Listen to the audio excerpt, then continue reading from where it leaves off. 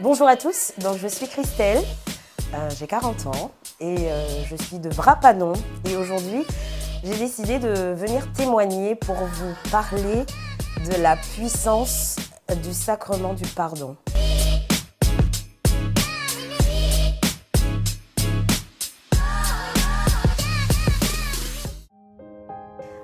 J'ai donné ma vie à Jésus un mois de novembre 2022 lors d'un concert, celui de Dena Moana, où elle a demandé qui veut donner sa vie à Jésus et la première à lever la main, c'était moi. Et depuis ce jour, tout a changé dans ma vie. J'ai pu m'affirmer auprès de mes amis, m'affirmer auprès de mes collègues, auprès de ma famille, de mes amis, etc. Mais il y avait une petite chose que Jésus attendait de moi, c'était de ce sacrement du pardon, d'aller me confesser. Je devais participer à une louange avec mes amis, mes frères et sœurs du groupe Cantique. Et l'un de mes frères m'a conseillé donc d'aller me confesser.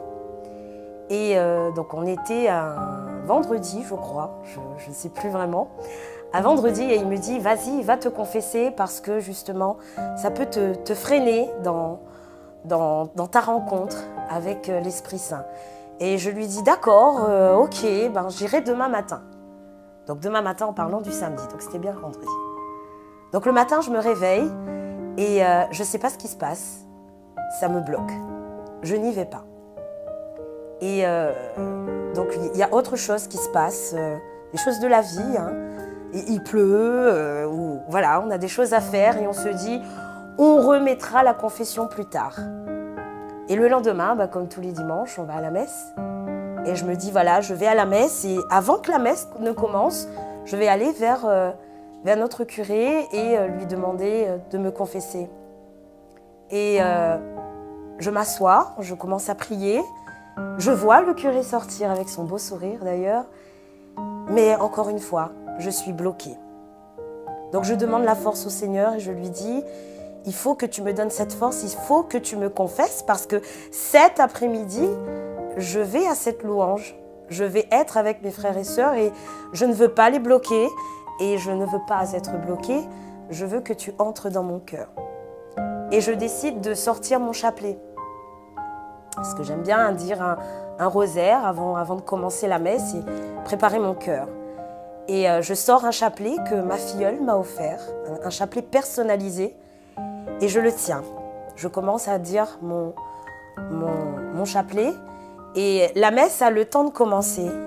Et à un moment, lorsqu'il commence la messe, donc le curé commence la messe, je me lève, je fais mon signe de croix, et je m'assois. Et je me rends compte que mon chapelet s'est cassé. Toutes les petites perles se sont éparpillées. Mais j'ai réussi à récupérer et j'ai dit non. Je sais que là, c'est le malin, parce qu'il existe. Quoi qu'il en soit, il existe. Et il était en train de me dire, pourquoi tu veux te convertir? Et à un moment, je me suis dit non, il faut que tu restes là et il faut que le Seigneur te donnera cette force.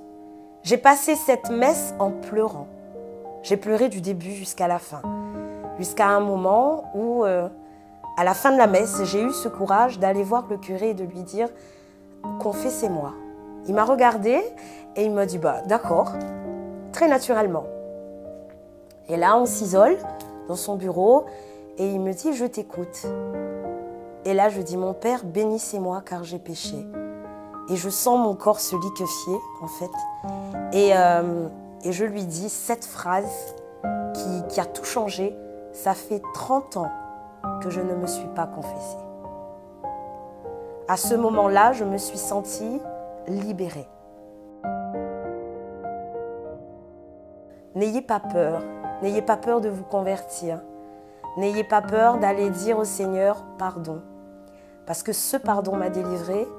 Et ce pardon que je répète tous les jours, ce sacrement de la réconciliation, il ne faut pas le mettre de côté parce que justement, c'est un premier pas pour changer vos cœurs. Alors que tous ceux qui pensent que ça fait 30 ans, 20 ans, 40 ans que je ne me suis pas confessée et que ça ne sert à rien, non, allez-y. Parce que une sœur me l'a dit, c'est comme ça qu'on se rapproche le plus de Jésus. Et vous aurez toujours des blocages. Mais justement, on a une arme qui n'est pas secrète, c'est la prière. Donc continuez à prier, convertissez-vous, demandez pardon. Soyez bénis.